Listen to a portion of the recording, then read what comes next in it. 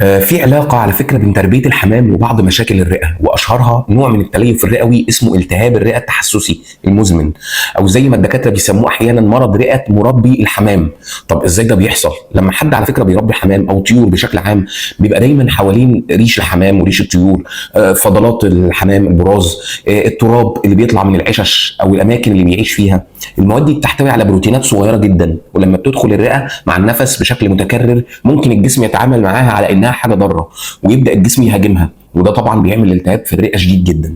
لو الالتهاب ده فضل مستمر ومفيش علاج او وقايه، الرئه ممكن يحصل فيها تليف، يعني نسيج الرئه يبدا يتحول لانسجه قاسيه جدا ما بتشتغلش كويس، وده طبعا بيأثر على التنفس مع الوقت. طب ايه الاعراض اللي ممكن تظهر؟ كحه مزمنه ومستمره، نهجان او ضيق في النفس حتى مع المجهود البسيط، احساس بتعب عام، ساعات درجه الحراره بتعلى، خلاص درجه الحراره بتاعي حاجه خفيفه. طب اعمل ايه لو انا بربي مثلا حمام ومقلق؟ حاول تقلل تعرضك لريش الحمام والبراز بتاعه على قد ما تقدر. لما تيجي تنظف العشه او تتعامل مع الحمام، البس كمامه كويسه، خلي التهويه دايما كويسه في المكان. ولو حاسس باي اعراض من اللي فوق اللي احنا قلناها، ما تتاخرش وروح لدكتور صدر فورا. لو عجبكم المحتوى اعملوا لي لايك وشير وكومنت، واشتركوا على قناتي عشان يوصلكم كل جديد، ويومكم جميل.